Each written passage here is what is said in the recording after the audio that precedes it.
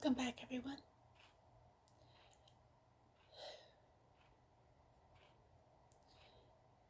This one's going to be chapter 23 and chapter 24.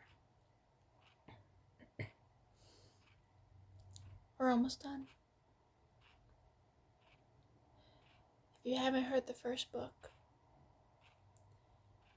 the links can be down below in the description.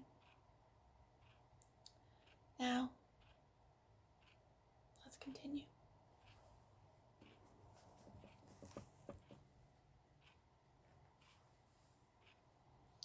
Chapter 23, Notches in the Gear. The witness arrived just after dawn. She didn't give a name, only a time. 3:11 a.m. That's when he stood by my bed, just watching. He never touched me, not that night. But I saw the notepad. He was sketching something. I think it was my wrist.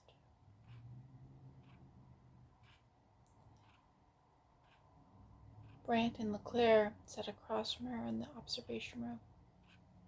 Walls padded with acoustic foam and shadow glass. Her eyes were raw, sleeplessness. One hand stayed buried in her coat pocket, gripping something unseen. A talisman or a threat, it was hard to tell. He told me I was skewed, that my pain didn't line up with what he saw, that I was ticking in two directions. He was about to kill me, but something in him paused.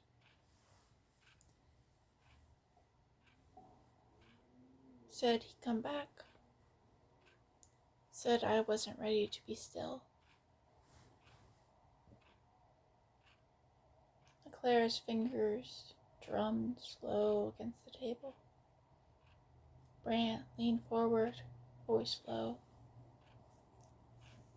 Did he say his name? No.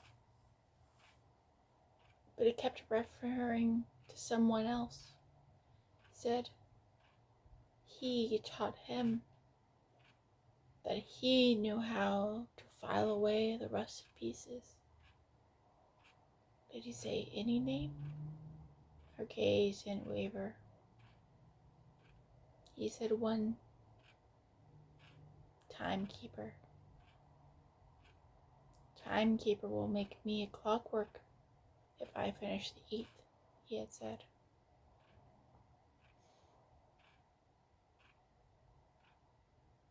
The gear wall was complete. Richard Carroll, once Dr. Carroll, medical examiner of the state, stood in a converted basement of a condemned house, at the edge of town. No neighbors, no mail, no forwarding address. He stood in front of a gear, in front of the wall, like a preacher before a sermon. Each victim's photo is pinned to a metal spoke, forming a misshapen circle. Brass plates below bore the names and the times carved into their flesh. Bryce Deaton, 6 o'clock. Ronald Teague, 8:15. Darren Kravitz, 3:11. Ernest Howell, 2:06. Eleanor Voss, 1:06. Grace Delaney, 3:06. Beside each was a word in Carol's angular scrawl. Greed. Negligence. Silence. Compliance. Delusion. Decay. The 7th spoke, waited, bare, but for a new plate. Deception. Freshly etched beneath Amelia car. Caro stepped back, head tilting, not in admiration, but in calibration. They say time heals, he murmured, but time doesn't heal. Time reveals.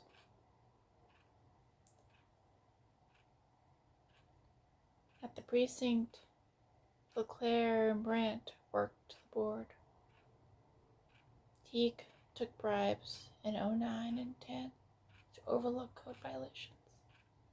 Brandt said, pinning a sheet beside Grace Delaney's photo, same violations that kept her working.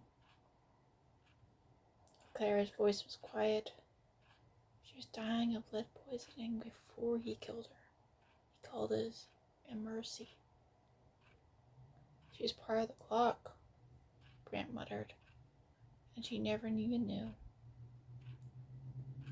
They stood back. The board had taken on a grim symmetry. What about Amelia? Claire asked. Brandt turned his laptop. Her signatures on 3 zoning appeals.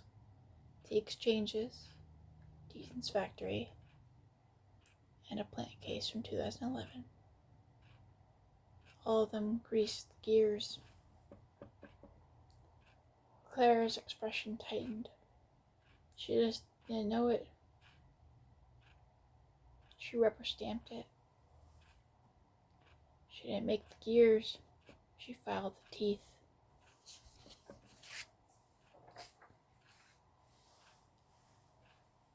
In the basement, Caro cleaned his instruments. Every tool was labeled. Every tool had a purpose. The forceps, not for grasping, for removing. The bow knife, not for damage, for clearing. On the bench lay the drawing of a naked clock, thin, elegant, perfect in proportion. 5:12. He stared at it for a long time, not to question, only to ensure perfection. Across town, a teenager scrolled through the grainy conspiracy videos. The clock code, are they warning us? The law precision, whistleblowers missing. Exposing the zoning serialist. He wasn't laughing. He didn't frown. He was taking notes. Under his bed, a box of gears stripped from old watches. On his wall, a corkboard strung with 6 red threads between faces and newsprint. And in the corner, a sketch, rough, shaky, forming a clock. No hands yet, only teeth.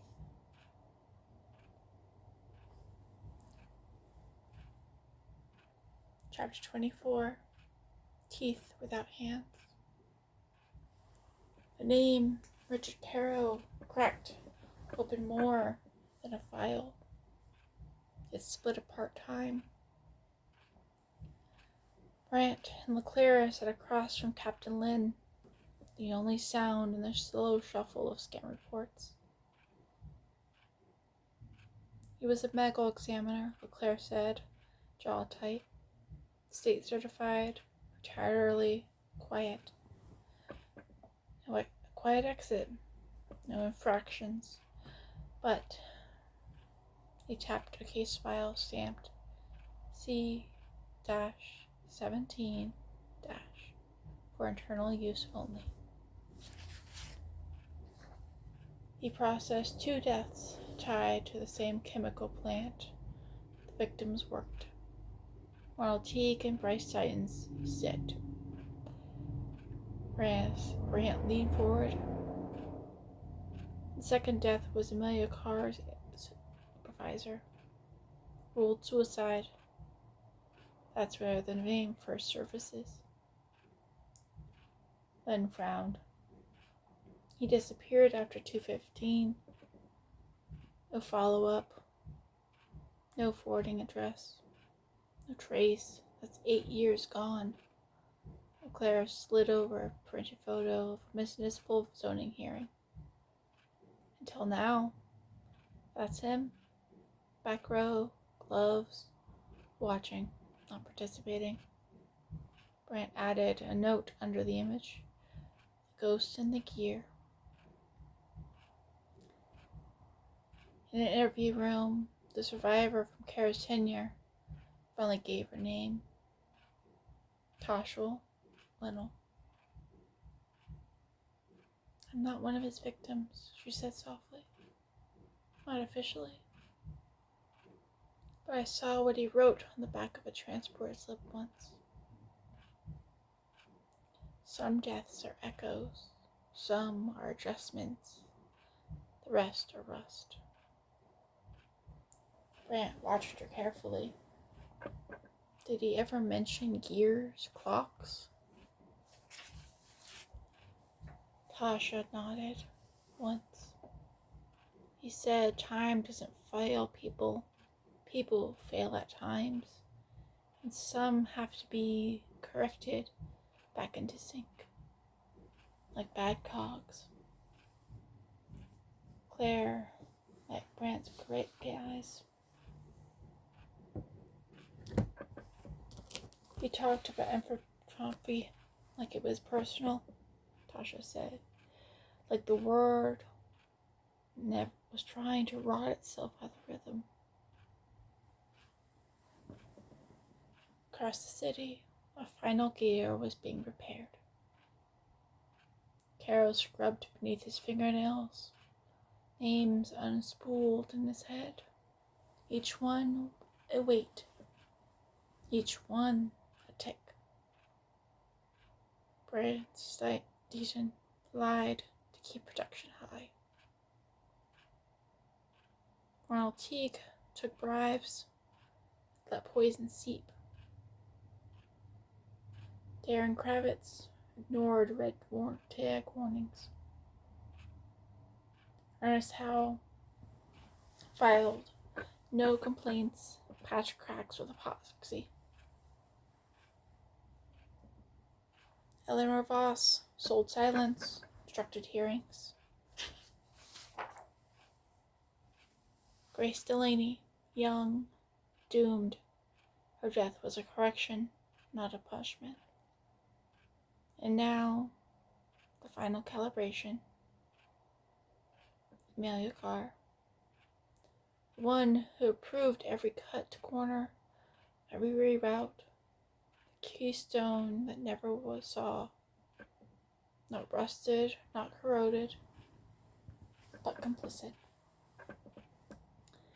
At the precinct, Kara scrolled through Carr's file. No death certificate. They assumed she left town, but her signature is on forms up to a month before the first confirmed kill. She's not just a name, she's a hinge. And Carol's not erasing her. He's repairing her. Her last address was a dead end. Except that the property was bought 3 months ago by Clockwise Holdings, an LLC. P.O. Box traced to the same city where Carol's license was once registered. Boy in a basement apartment watched the news of a strange hunger. They kept saying the word now, clockmaker. But they still don't understand. He had seen the gears behind the world, and the patterns, and the way the girl's wrist bent in her photos, the angle of the red string crossing faces. He didn't want to kill, not yet, but he wanted to be ready. He opened his notebook and drew a new clock. 4:44. No hands, only notches, only possibilities. Caro sat alone. The gear wall was complete, the knives clean. The message was almost perfect. Amelia was unconscious in the next room, sedated, both steady. Her hour would come.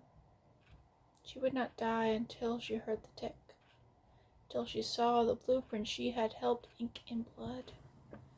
And then, only then, would she be still.